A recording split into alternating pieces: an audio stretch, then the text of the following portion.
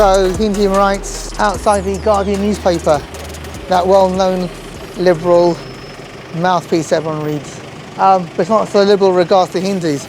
Now, interestingly enough, this newspaper that constantly lambasts Hindus as fascists and fundamentalists and all sorts of other nice swearing words was founded in 1820s by cotton merchants who got their money for the newspaper actually from the slave trade. And continuing that fine tradition of the liberal Guardian, they also backed the Confederacy, the South, in the American Civil War. They wrote and supported it. The newspaper also was on the side of mill owners. Now, at the time, no such thing as health and safety. People in working class Victorian Britain, they worked in horrendous conditions, including children. And this newspaper that so much champions the undertrodden, the underdog, actually backed the actual mill owners against the working class. Now, when it comes to Hindus, there's no such thing as left or right. Both kind of merge into each other. But as a left-wing paper, this newspaper constantly lambasts Hindus. We had Anish Kapoor putting an article up, a well-known artist, about the Hindu Taliban. There is no Hindu Taliban. Totally fake news about the Indian Parliament being demolished because it was Mughal architecture. It isn't. It was built by the British. It's a colonial monument. And speaking of colonialism, the Guardian continues in that frame of mind by constantly pushing that colonial narrative. They don't realise the British Raj is over. It may sound strange why a liberal mouthpiece would push this type of colonialist narrative. Surely it would stand against it. People forget, colonialism itself was not just left or right. Colonialism spanned the whole network.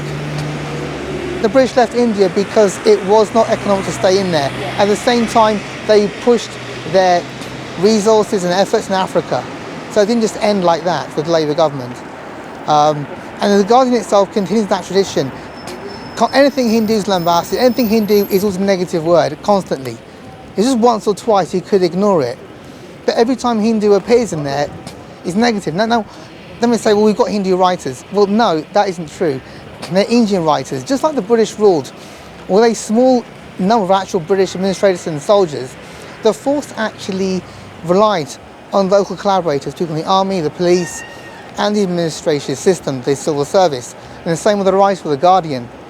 They're so-called coolie writers. We'll call them that. They are coolies. Right, and some of them are the most vociferous anti-Hindu writers you can get. The Guardian also relies on its news source media from the Anglophone English-speaking elite. That's a small minority.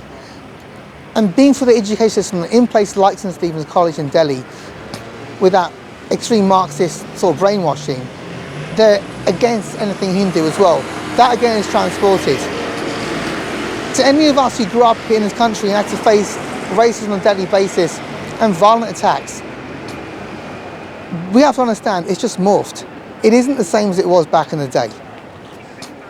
It appears to actually be in support of human rights, anti-racism, but actually it's not. With regard to Hindus, it is always racism.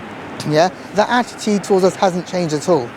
To other communities, maybe it's different, but with Hindus, it's constantly something negative, and that's pushed. At the same time, these liberal, latte-sipping Guardian editors and writers look down upon the working class whites as ignorant chavs. If they can look down their own people and regard them as savage and backward, is it any wonder to look upon people that are so different in a negative light and keep pushing that narrative? Behind that liberal facade, that is the reality of the Guardian.